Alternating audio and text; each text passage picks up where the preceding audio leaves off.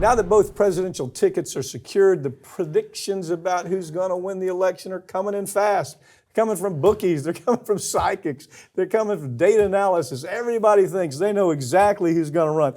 You know, what caught my eye is this Allan Lichtman. Allan apparently says, you know, he's been calling him, I've been really kind of looking behind that. It's not quite as accurate as everybody's saying. But according to him, Harris has won. Election's over.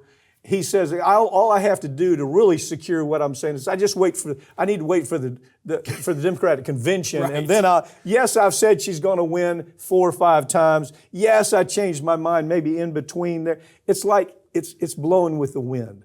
But he says she's going to win. So all you Harris people out there, go celebrate. It's over. Harris is going to be the next president, right?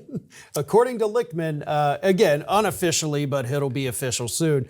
But, you know, Lichtman's got these 13 keys, and they're actually, I didn't realize how big these 13 keys were. They really do have their own life on the internet. Right. And he says most of them right now, like the incumbency, is the economy good, you know, things like that. Let's go down the list, have some fun. First of all, it is 13 keys, like you just said. He has a site where he has 52,000 subscribers. He's a professor. Was it Washington University? American University. He says, I really look to things like social unrest, third-party candidates, foreign policy features to what my decision. But the list is, and we'll put it up. I think it's pretty interesting. He said, we'll look at party mandate. The incumbent holds more seats than the other. That's important in it.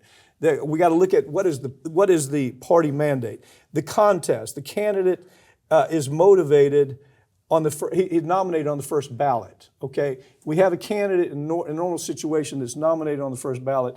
That's important. The incumbent already in the office. Obviously, incumbency is important. Third party. Who are they? Can they carry more than 5% of the votes?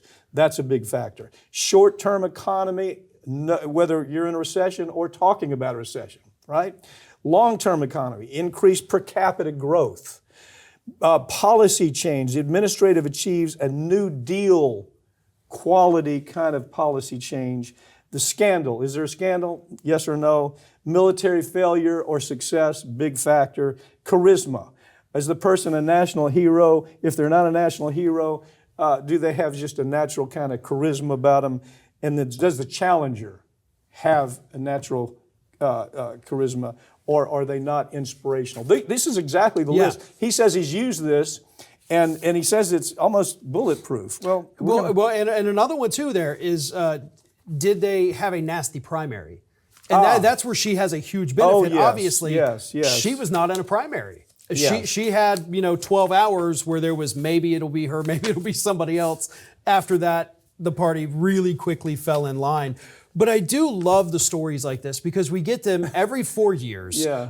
And, there was a time, we talked about this, I think it was 2008, you had all these fortune tellers that started going on the media. And you'll see it this year. We'll get around September, October. They'll start bringing in the psychics, they'll bring in the tarot card readers, and those people will start making their predictions about who is going to win for president. Didn't you do a story on it, how absurd it was, how crazy? Yeah, it was just so wrong. It was just so radically wrong. Well, and in 2004, they all predicted John Kerry's going to win in a massive landslide. Absolutely. It's going to. Well, according to Lichtman, he might have made that call.